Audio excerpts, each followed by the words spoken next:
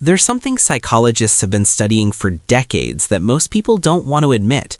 Your relationship with fast food isn't just about convenience or taste. It's about something much deeper that's wired into how your brain works. And if you find yourself genuinely craving McDonald's or feeling excited when you see those golden arches, there's actual science behind why that happens. So today we're going to explore what's really going on in the minds of people who love fast food, and it's more complicated than you think. Let's start with the obvious part. Fast food is engineered. Food scientists spend years figuring out the exact combination of salt, fat, and sugar that will light up your brain's reward center like a Christmas tree. They call it the bliss point. Research found that foods high in both fat and carbohydrates activate the brain's dopamine pathways more intensely than foods that are just fatty or just sweet. Your brain didn't evolve to resist this combination because in nature, you rarely find foods that are simultaneously high in fat and sugar. So when you bite into that burger with the sweet sauce and salty fries, your brain treats it like you've hit the evolutionary jackpot. But here's where it gets interesting. It's not just about the food itself. People who genuinely love fast food often have a specific relationship with predictability and comfort. No matter where you are in the world, a Big Mac tastes like a Big Mac. For people dealing with anxiety or uncertainty, that consistency becomes psychologically valuable. Research on comfort food suggests that familiar foods activate the same neural pathways associated with social belonging and emotional safety. When everything else in your life feels chaotic, that quarter pounder represents something you can count on. And there's the ritual aspect. If you love fast food, you probably have specific rituals around it. Maybe you always get the same order. Maybe you have a particular day when you go. These aren't random habits. They're behavioral patterns your brain has encoded as meaningful. When you perform the same sequence of actions and get the same result, your brain releases dopamine not just from the food itself, but from the predictability of the entire experience. You had a terrible day at work, and the moment you decide to hit that drive-thru, before you've even gotten the food, your brain starts releasing dopamine in anticipation. That predictability becomes a psychological anchor. But there's a darker side.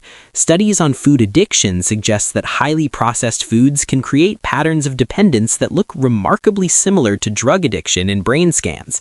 This doesn't mean everyone who enjoys fast food is addicted, but for people who find themselves thinking about it constantly, planning their days around it, or feeling genuine distress when they can't have it, there might be something more complex happening than simple preference. And here's where the shame spiral starts.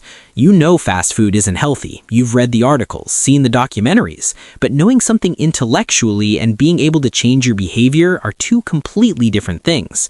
Research shows that shame is actually one of the least effective motivators for lasting change. When you feel ashamed about eating fast food, you're more likely to eat it in secret, to promise yourself you'll stop and then feel like a failure when you don't. This creates a psychological cycle that's incredibly hard to break. What's fascinating is how fast food companies understand this better than you do. They've invested billions in understanding exactly how to trigger your reward pathways, your nostalgia, your desire for belonging. Those commercials aren't just selling burgers. They're selling the feeling of being with friends, the memory of childhood Happy Meals, the promise of a small moment of joy in an otherwise difficult day. You're not craving the burger, you're craving what the burger represents. There's also a dimension that doesn't get discussed enough. For many people, fast food isn't just a preference, it's one of the most practical options available. If you're working multiple jobs, if you don't have time to cook, fast food becomes survival. When you're exhausted and there's a $5 meal versus spending an hour cooking something that costs more, the choice isn't always about preference, it's about what's possible. And this creates psychological patterns that persist even after circumstances change. Your brain still reaches for what it knows, what feels safe. Let's talk about the social component. For a lot of fast food lovers, it's about the social experiences connected to it. Late night runs with friends, road trips, first dates, study sessions. Research shows that we form powerful emotional attachments to spaces where positive social experiences occur. You're not just remembering the taste of those fries. You're remembering laughing with your best friend at 2 a.m. Here's what makes people who love fast food psychologically interesting. There's often a disconnect between their stated values and their actual behavior. Many will tell you they care about health, that they wish they ate better, and they genuinely mean it.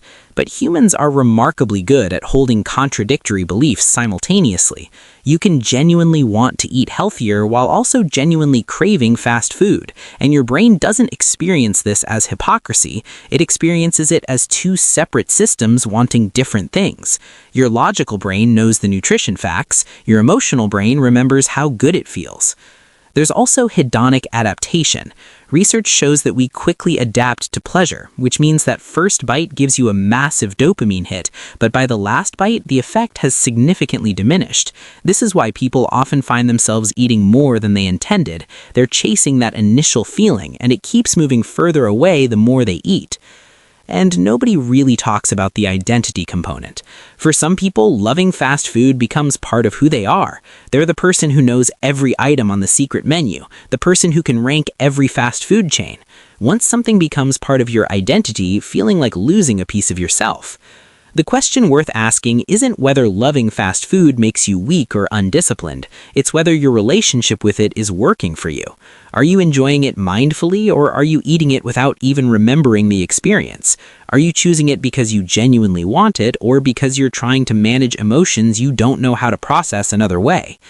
Here's what behavioral psychology tells us. Lasting change doesn't come from willpower or shame.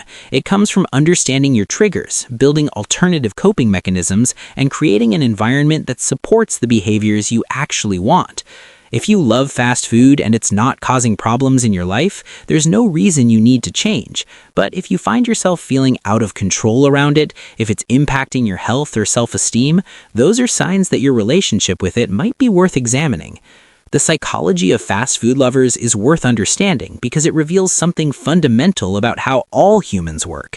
We're not purely rational beings making optimal choices. We're emotional creatures who seek comfort, predictability, and pleasure. We form attachments to rituals and memories. We struggle with delayed gratification. We want what we want even when we know better. If you're someone who loves fast food, you're not broken, you're human. Your brain is doing exactly what it evolved to do, seeking out high-calorie foods that taste good and provide comfort. The difference now is that those foods are everywhere, engineered to be irresistible and available 24/7. Your Stone Age brain is trying to navigate a modern world it wasn't designed for.